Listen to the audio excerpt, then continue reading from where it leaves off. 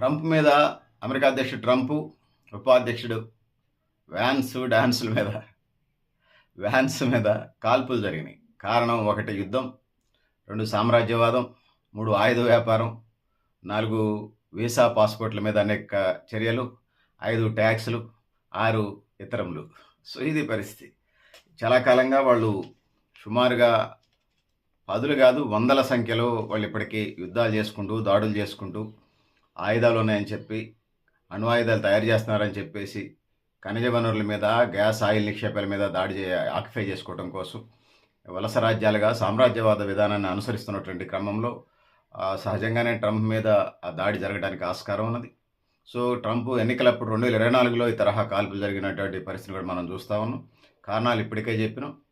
So, ఇక దాంతో పాటుగా అమెరికా అధ్యక్షులు గతంలో కంటే ఉన్నటువంటి ప్రస్తుత అమెరికా అధ్యక్షుడు డొనాల్డ్ ట్రంప్ నాలుకాది తాటిమట్ట అర్థం కాదు.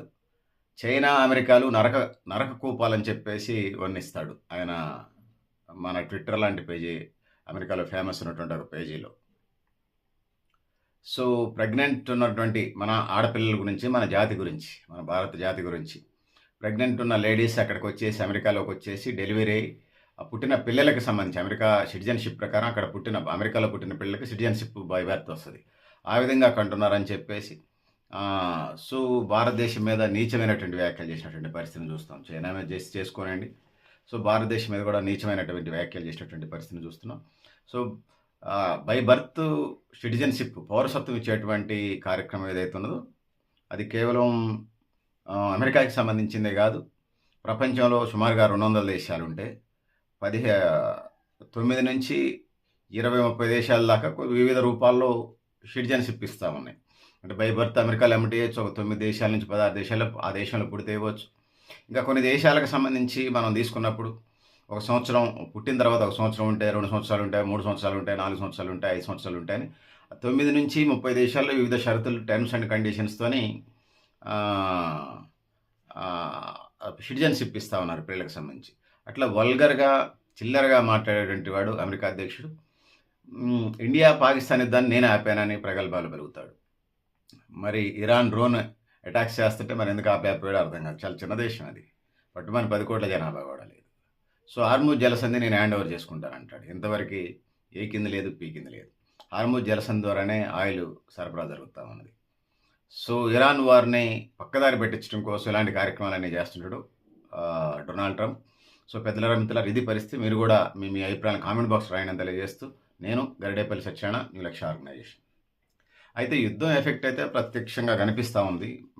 నా దాకా, మా ఇంటి దాకా, మా ఖమ్మం టౌన్ దాకా, మా ఖమ్మం జిల్లా దాకా, తెలంగాణ రాష్ట్రం, భారతదేశం దాకా ప్రపంచవ్యాప్తంగా ఉన్నది. ఆయిల్, గ్యాస్ నిక్షేపాలకు సంబంధించి, అదేవిధంగా రవాణా మీద పడ్డది, అగ్రికల్చర్ మీద ఎఫెక్ట్ పడ్డది, వ్యవసాయ రంగం మీద ఎఫెక్ట్ పడుతూ ఉన్నది. సో, అన్నిటి మీద ఎఫెక్ట్ పడుతున్నటువంటి నేపథ్యంలో యుద్ధం ఎంత తొందరగా ముగిస్తే అంత మంచిది, కార్యక్రమాలు ఎంత కొనసాగితే అంత మంచిది. మరి గ్యాస్ లేకపోతే కట్టెల పొయ్యిలు పెట్టుకోండి, కరెంటు పొయ్యిలు కొనుక్కోండి, రైస్ కుక్కర్లు కొనుక్కోండి, పప్పు వండే కుక్కర్లు కొనుక్కోండి అని చెప్పాం కట్టెల పొయ్యి దగ్గర నుంచి మొదలుపెట్టి. మరి oil and diesel, petrol, diesel చాలా నీడెడ్ వ్యవసాయ రంగానికి కానీ, ఇంజనీర్లు కానీ, ఇండస్ట్రియల్ కానీ, ట్రావెలింగ్ కానీ, అన్నిటికీ, 2 వీలర్ దగ్గర నుంచి అన్ని రకాల వాహనాలకి ఇలా ఆధారపడతా ఉన్నాయి. ముందు చూపులేనటువంటి కేంద్ర ప్రభుత్వం, పాలకవర్గాలు ఒక హార్మూజ్ జలసంధి, ఇరాన్ మీదను ఆధారపడటం. OPEC దేశాలు చాలా ఉన్నాయి, రష్యా ఉన్నది. సో, చాలా దేశాలతో నుండి మరి యుద్ధం స్టార్ట్ అయ్యి 2 నెలలు నడుస్తున్నా మరి వీళ్ళు లక్షలు విదేశ వ్యవహారాల శాఖ మంత్రులు కానీ, సంబంధించినటువంటి పెట్రోలియం శాఖ మంత్రి కానీ, లేకపోతే దౌత్య కార్యాలయాలు కానీ, లక్షల ప్రజలు పన్నులు కట్టిన డబ్బులు లక్షల దేశాల్లో జీతాలు ఇస్తా ఉన్నాం. ఆ దేశాల్లో, మన దేశాల్లో వాళ్ళకి. అదేవిధంగా అధికారులకు సంబంధించి కేంద్ర ప్రభుత్వ ఎంపీలకు సంబంధించిన మంత్రులు, మంత్రిత్వ శాఖలు, సెక్రటేరియట్లు, రాష్ట్రంలో సెక్రటేరియట్ ఉంటుంది, దేశంలో కూడా రాజ్భవన్ ఉంటుంది. అక్కడ వీళ్ళంతా పనిచేస్తూ ఉన్నారు. మరి వీళ్ళంతా ఏం చేస్తున్నారు? గుడ్డిగాడిదలకి పళ్ళు దవ్వుతున్నారా? గాడిద గుడ్డు ఎక్కడ పెట్టిందని చూస్తున్నారా? అర్థం కాదు.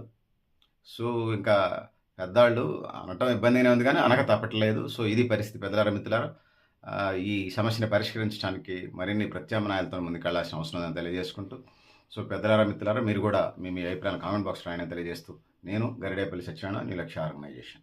అంటే సోలార్ కరెంట్ని స్ట్రెంథన్ చేసుకోవాలి. సోలార్ కరెంట్తోని ఉత్పత్తి చేసేటువంటి వాహనాలని వాటితోనే ఉత్పత్తి చేసే డీజిల్ ఆయిల్ మీదనే డిపెండ్ కాకుండా ఆయిల్, పెట్రోల్ మీద కాకుండా వాహనాలు రవాణా రంగాన్ని ఆ విధంగా చేసుకొని సెల్ఫ్ ఇన్నోవేషన్స్, భారతీయ ఇన్నోవేషన్స్ వైపు అడుగులు వేయాలి. సో ఆ విధంగా ముందుకు పోవాల్సిన అవసరం ఉంది. డిస్క్రిప్షన్లో కూడా మరింత సమాచారం పెడతానని తెలియజేసుకుంటూ, సో పెద్దలారా మిత్రులారా మీరు కూడా మీ అభిప్రాయాలు కామెంట్ బాక్స్ రాయని తెలియజేస్తూ, నేను గరిడేపల్లి సత్యనారాయణ, న్యూ లక్ష్య ఆర్గనైజేషన్.